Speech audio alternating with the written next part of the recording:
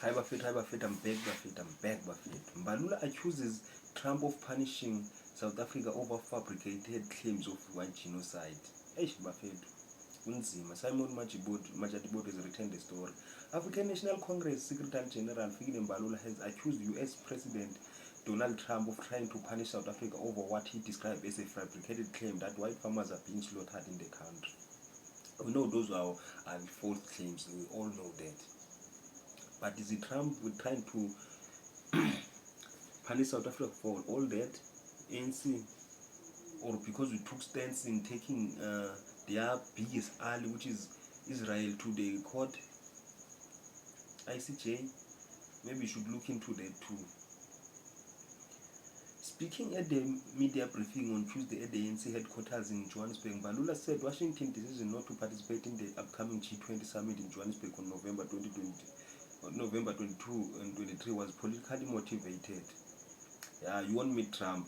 We all know we wanted to do a photo with him, and smile with him. You won't meet him. Mbalula, celebrity, political celebrity. The American administration of Donald Trump was not taking part in the G20 is to communicate a message of seeking to punish our country, but unfortunately the reasons they have chosen to punish us economically incorrect. They are lies and fabricated, he said. Mbalula added that South Africa is not a communist country, rejecting Trump's characterization of the nation in recent remarks. Or Trump calls South Africa a communist country. We're not a communist country. Trust me. On that one, we're definitely not a communist country. Yeah, we might be socialist state somewhere because most of our people are poor, so the government is supposed to supplement them there and there, but definitely not a communist country. Yeah, but everyone is in it for themselves. Even our politicians are stealing everything because of capitalism, supporting capitalists overseas. So definitely not a communist country.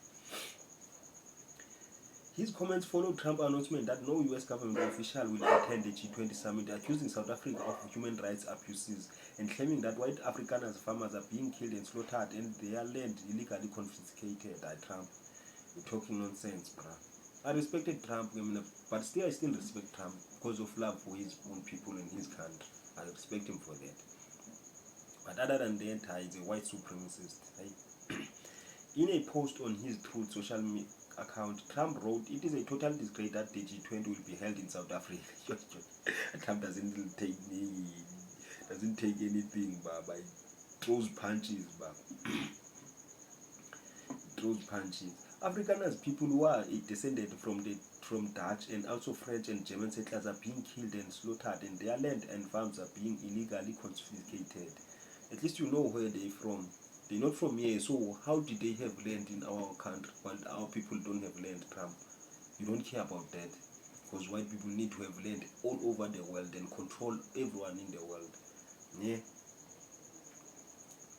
white supremacist.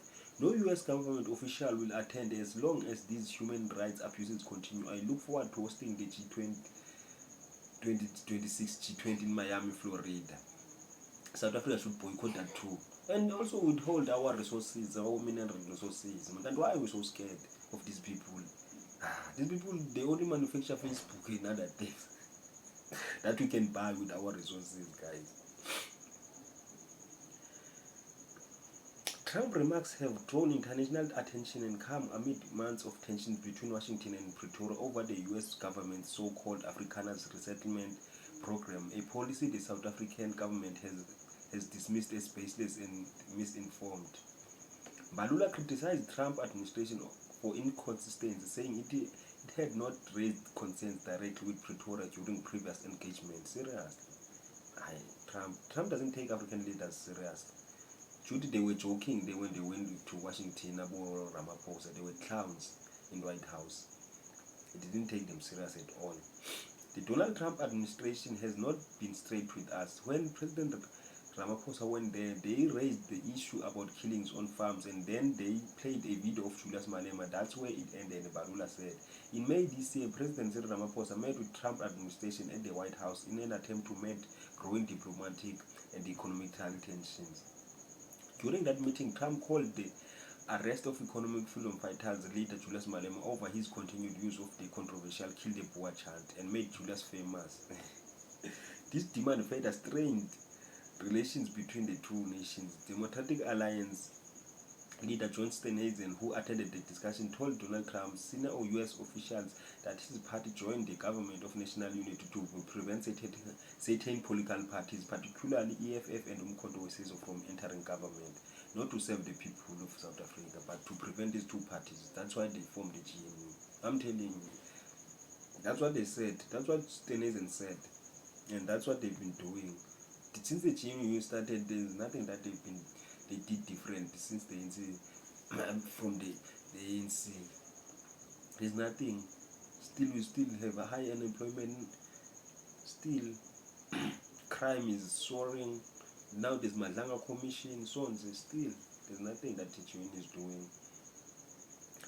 Tensions between Washington and Pretoria have continued to mount during Trump's second term, particularly following his criticism of South African land reform policy, which he described as a seizure of land from white Afrikaner farmers. However, the South African government has rubbished the claim. Mbalula is also accused Trump of ignoring South Africa's stance on international issues such as its case against Israel in the International Court of Justice. That's what they're punishing South Africa for. Just that they don't want to say it aloud that they support Israel. That's what they're punishing South Africa for, not for this white genocide. Come on now. He never said anything about the ICJ, about us taking Israel to international court. He said that these are top secret meetings of this, guys, telling you. He never said he's got a problem with our policies, expropriation of land, all of that. But every time he's got an opportunity, he takes a swipe at us. He says there is a genocide, horrible things are happening, and that's it. That's true. The guy is not in depth of what's happening, just saying there are horrible things happening. What are those horrible things? They're killing white farmers. There's not been clarity. Mbalula said the US administration has not provided a clear explanation for its decision to boycott the summit. There's not been clarity about why we are being punished so that our government can respond appropriately. We've explained to them that issues like BBBE are matters to redress in our country, he said. Meanwhile, the Department of International Relations and Cooperation, DECO, rejected that it's called false and misleading narratives about conditions faced by white South Africans. But if there was white genocide in South Africa, white people would be going to Australia, going to America, going back to Europe, some of them.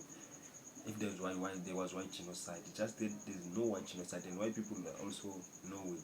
I wish they could come out in numbers also, them too. Come out in numbers, guys, and say we're not being killed, we're living the best life, more than black people in South Africa. Let's face the truth, man.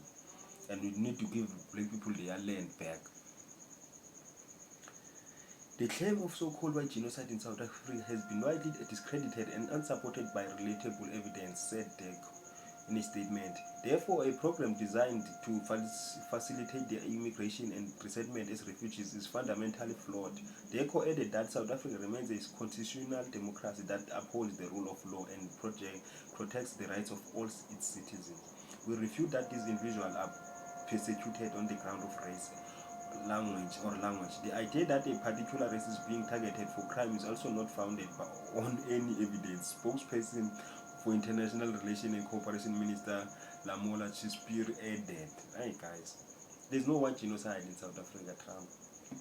There's no white genocide. You're just punishing South Africa because they took your best friends, your allies to ICJ for the genocide that they're doing in Pakistan, or Palestine, I mean. So South Africa shouldn't even worry about Trump.